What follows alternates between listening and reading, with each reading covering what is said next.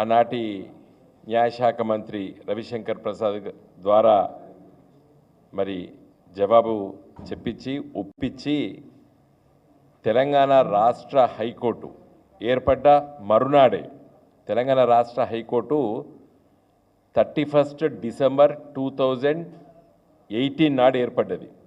అప్పటి వరకు రెండు రాష్ట్రాలకి ఉమ్మడి హైకోర్టే ఉండే.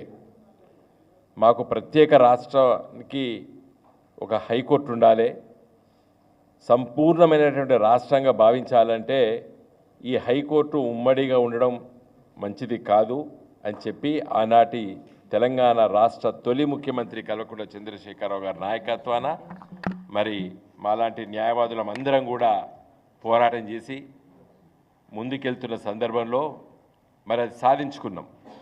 31 డిసెంబర్ 2018 నాడు తెలంగాణ రాష్ట్ర హైకోర్టు ఏర్పడ్డది.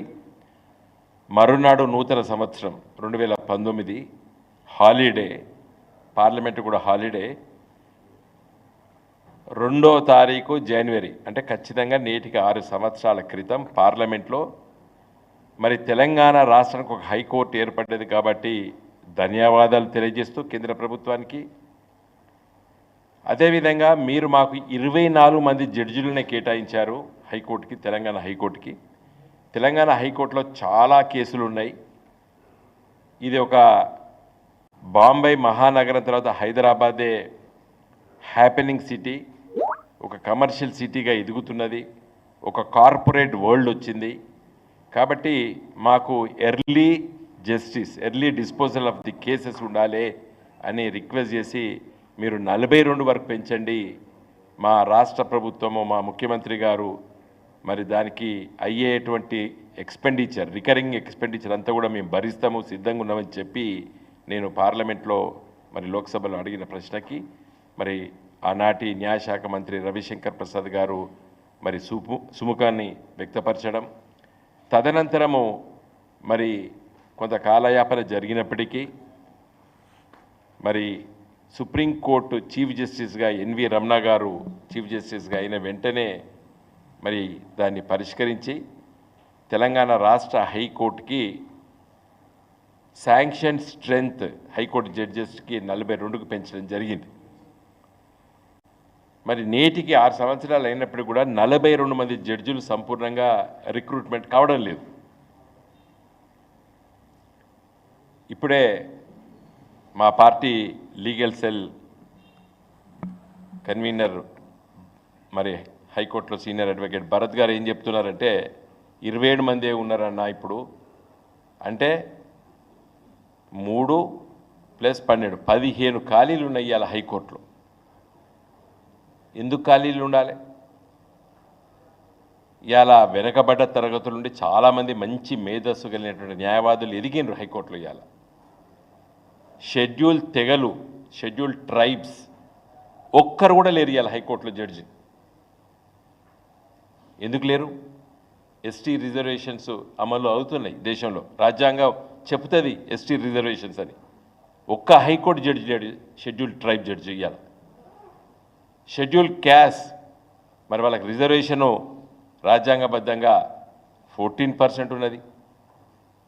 ఆ పర్సంటేజ్ ప్రకారంగా మరి షెడ్యూల్ కులాలకు సంబంధించినటువంటి లేరు. హైకోర్టు, సుప్రీంకోర్టు జడ్జెస్లో పట్ల రిజర్వేషన్ సిస్టమ్ లేదు, అది నాకు తెలుసు, నేను కూడా న్యాయవాదిని. కానీ అట్లీస్ట్ అఫర్మేటివ్ యాక్షన్ ఇప్పుడు ఆ వర్గాల నుండి మంచి న్యాయవాదులు ఎదిగినరు ఇవాళ హైకోర్టులో పట్ల.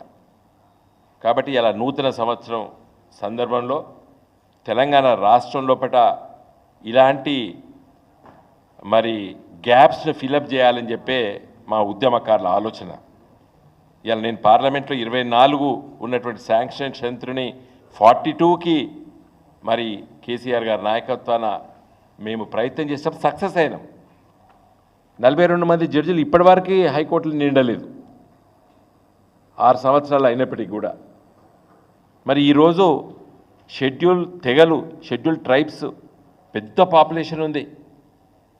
బంజారాస్ ఉన్నారు, కోయా కమ్యూనిటీకి సంబంధించిన వాళ్ళు ఉన్నారు, అదేవిధంగా మరి గోండ్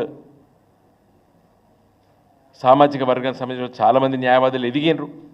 హైకోర్టులో ప్రాక్టీస్ చేస్తున్నారు. ఎందుకు మీరు ఛాన్స్ ఇవ్వరు?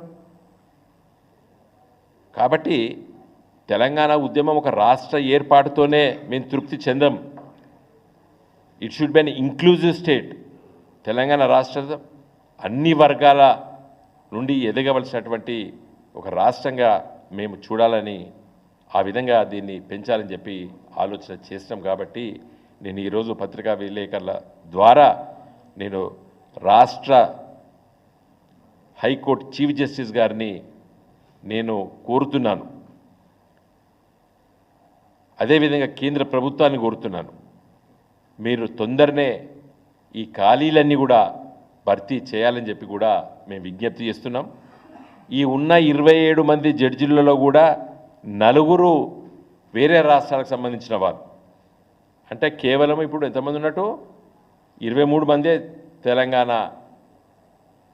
రాష్ట్రానికి సంబంధించిన వాళ్ళు. దాంట్లో సీమాంధ్ర ప్రాంతవాసులు కూడా ఉన్నారు. సరే, తెలుగు రాష్ట్రాలు ఇక్కడ పుట్టి పెరిగిన వాళ్ళు కాబట్టి that's not a big issue. కానీ మరి ఇన్ని ఖాళీలు ఉండడం భావ్యం కాదు. ఇలా హైకోర్టులో లిటిగేషన్ విపరీతంగా ఉన్నది. క్రిమినల్ అపీల్స్ డిస్పోజ్ కావడం లేదు. సంవత్సరాల తరబడి జైళ్ళలో మంగుతున్నారు ఖైదీలు. అదేవిధంగా సివిల్ లిటిగేషన్ అపీల్స్ చాలా పెండింగ్ ఉన్నాయని చెప్తున్నారు మిత్రులు న్యాయవాదులు. ఫస్ట్ అపీల్స్, సెకండ్ అపీల్స్ వేలలలో మరి ఉన్నాయి. కాబట్టి ఈ నూతన సంవత్సరంలో మరి వెంటనే మన రాష్ట్ర హైకోర్టు చీఫ్ జస్టిస్ గారు, అదేవిధంగా కేంద్ర ప్రభుత్వం చొరవ తీసుకొని మెరిటోరియస్